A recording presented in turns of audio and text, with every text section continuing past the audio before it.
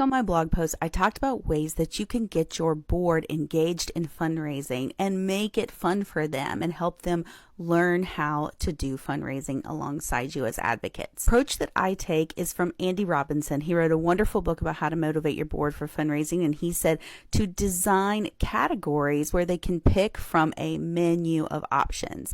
So you're not prescribing how they're going to engage in fundraising, but there's all different ways that you can open them up to how they can support fundraising, because immediately they think, oh, I have to ask somebody for a lot of money. And that's simply not true. There are lots of ways without actually directly asking that they can engage and support the work of fundraising for your nonprofit.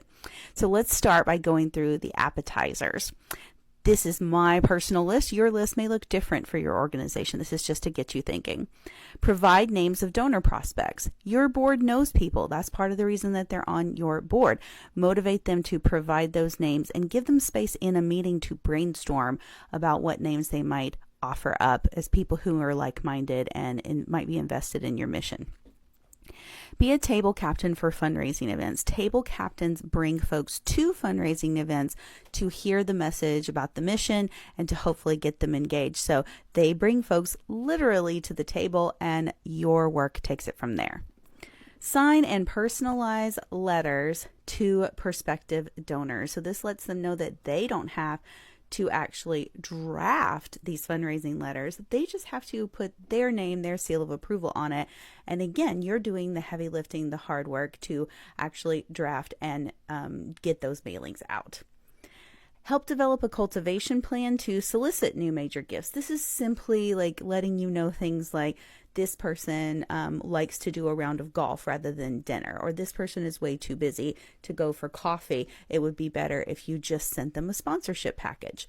Let's clue them in on what these people like next. And this can be very, very helpful as you're getting to know a donor to have a board member give you a leg up in this way.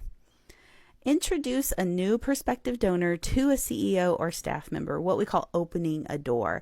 And a lot of times board members don't know how to do this without being awkward. So you can draft them some language that would be an email. They would simply send this as, hey, I really think you should get to know so-and-so. They run XYZ nonprofit, and I've been your friend a long time, and I know you care about XYZ issue, and I think that you could have a conversation with this person and that you would get along really well. Easy as that. And as long as you draft it for them, then they can adapt it to their own language and move forward with more confidence.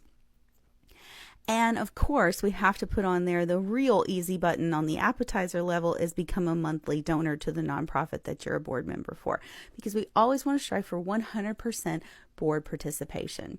So that is my appetizer list. I'll be back with the entrees and desserts.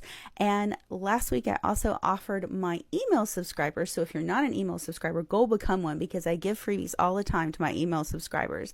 But I offered up, and it was very popular, this board fundraising menu, not just with the appetizers, entrees, and desserts, but the whole thing laid out where you're getting them to think about, do they know people that could offer gifts in kind? Do they know people who could become major donors?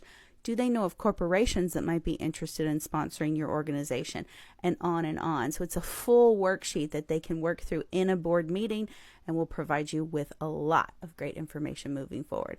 The link is in my bio, and snap that up for free. It also puts you on my email list so that you'll get all those freebies in the future.